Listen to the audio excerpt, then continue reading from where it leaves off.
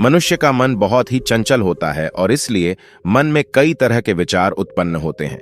क्षण भर में ही व्यक्ति का मन कई चीजों को सोचने लगता है। इसलिए तो कहा जाता है कि मन को काबू करना आसान नहीं। लेकिन गौतम बुद्ध मन को नियंत्रित करने के उपायों के बारे में भी बता चुके हैं।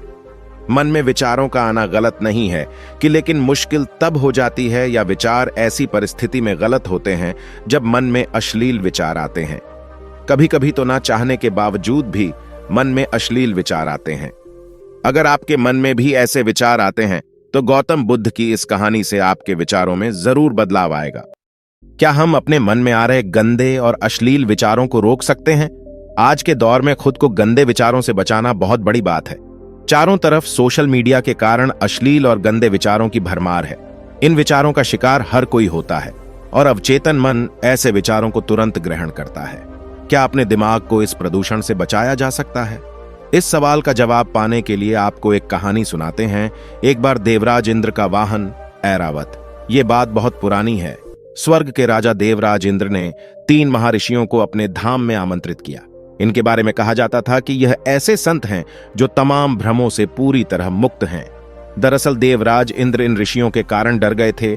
उन्हें लगा कि यह तपस्वी संत यदि पूर्ण सिद्ध हो गए तो उनका सिंहासन जाना तय है। अब इंद्र देवता तो इंद्र देवता ठहरे। उन्होंने स्वर्ग की सबसे खूबसूरत अप्सरा उर्वशी के साथ मिलकर ऋषियों को माया के वशीभूत करने की योजना बनाई। इन महाऋषियों को स्वर्ग बुलाया गया। ऋषि स्वर्ग पहुंचे तो देवराज ने उनकी खूब आवभगत की, उन्हें आदर पूर्वक बैठाया। उर्वशी ने क्यों दिया अर्जुन को नपुंसक होने का श्राप? इंद्र की सभा में अप्सराओं का नृत्य प्रारंभ हुआ। अप्सराओं का यह नृत्य इतना मनमोहक था कि देवराज इंद्र भी मोहित हो रहे थे, क्योंकि अप्सराएं आज कुछ अलग ही रंग में थीं। अप्सराओं ने सुंदरता की सारी सीमाएं लांघ दी थीं। समय निकला और बाकी अप्सराएं नृत्य के मंच से अलग होती गईं। अब मंच पर सिर्फ और सिर्फ उर्वशी ही नाच रही थी। उर्वशी ने अपने सौंदर्य का जाल फैलाना शुरू किया। वह एक एक करके अपने वस्त्र निकालती जा रही थी। तभी एक ऋषि विचलित होकर बोले, कृपया यह सब बंद कर दें, यह अश्लीलता है। दूसरे ऋषि ने कहा, आप यह क्या कर रहे हैं? नृत्य बंद नहीं होगा। उर्वशी जो कर रही है उसे करने दें। आपको यदि कोई दिक्कत है तो आप अपनी आंखें बंद कर लें। ऋषि ने आंखें बंद कर ली, लेकिन बंद आंखों में भी उन्हें उर्वशी ही उर्वशी दिखाई दे रही थी। जो उर्वशी उन्हें बंद आंखों से दिखाई दे रही थी वो और ज्यादा खूबसूरत थी। इस उर्वशी के तन पर एक भी कपड़ा दिखाई ना देता था। क्या वेदों में अश्लीलता है? ऋषि बहुत दुविधा में फंसे। उन्होंने सोचा कि यह क्या हो रहा है।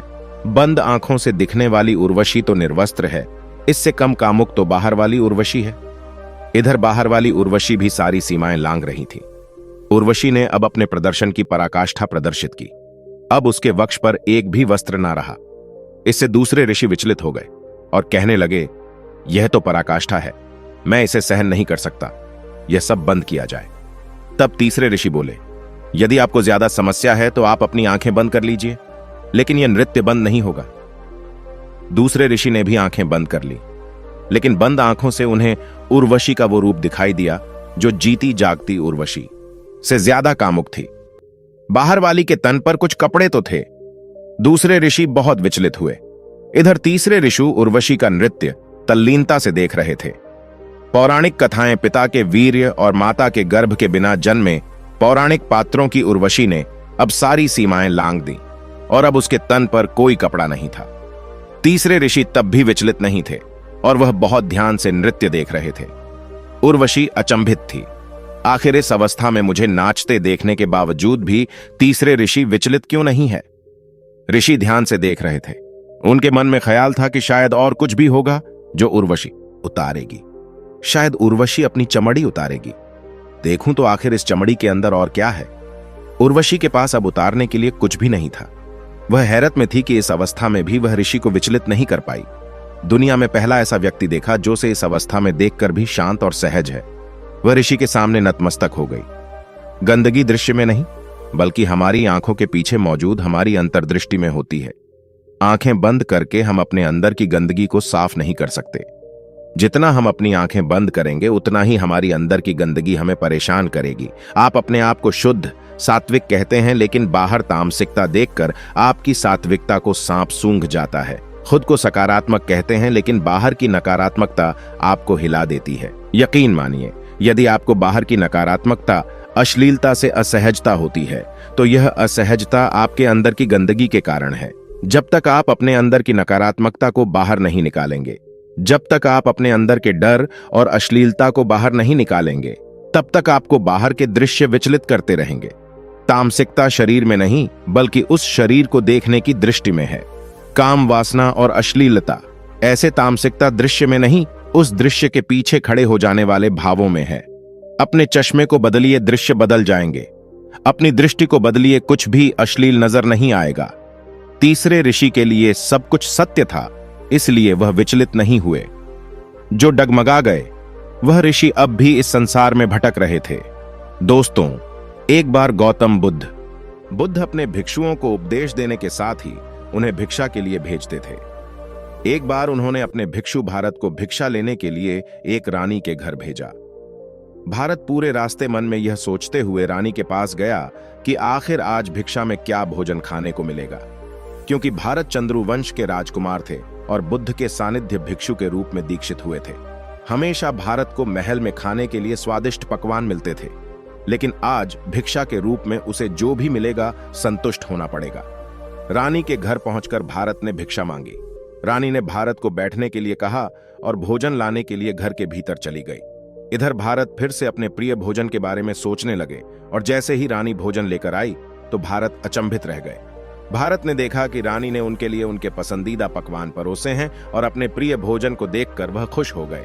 भोजन ग्रहण करते हुए भी भारत सोच रहे थे कि महल में तो उन्हें भोजन के बाद विश्राम करने की आदत है, लेकिन आज उन्हें भोजन के बाद वापस तेज धूप में चलकर आश्रम जाना होगा। लेकिन भोजन के बाद रानी ने भारत को कुछ समय के लिए विश्राम करने का आग्रह किया। भारत फिर से खुश हुए कि आखिर आज उनके मन की सारी इच्छाएं कैसी पूरी हो रही है। इसके बाद भारत कुछ देर विश्राम करने लगे, लेकिन विश्राम करते हुए भी लेटे लेटे वह सोचने लगे कि आज तो मुझे भोजन के बाद विश्राम करने को मिल गया, लेकिन ऐसा रोज रोज नहीं होगा। जब भारत विश्राम के बाद उठे तो रानी ने कहा कि आप जब तक चाहे यहां ठहर सकते हैं। भारत अब समझ गए कि ये कोई संयोग नहीं हो सकता। उन्होंने रानी से कहा कि मुझे क्षमा कीजिए, क्या आप मेरा मन पढ़ सकती हैं? रानी ने हाँ में उत्तर दिया और कहा कि हाँ, मैं मन पढ़ सकती हूं। शुरू में यह कठिन था, लेकिन फिर मैंने स्वयं के मन विचारों को देखना शुरू किया। पहले मेरे विचारों की संख्या अनगिनत हुआ करती थी।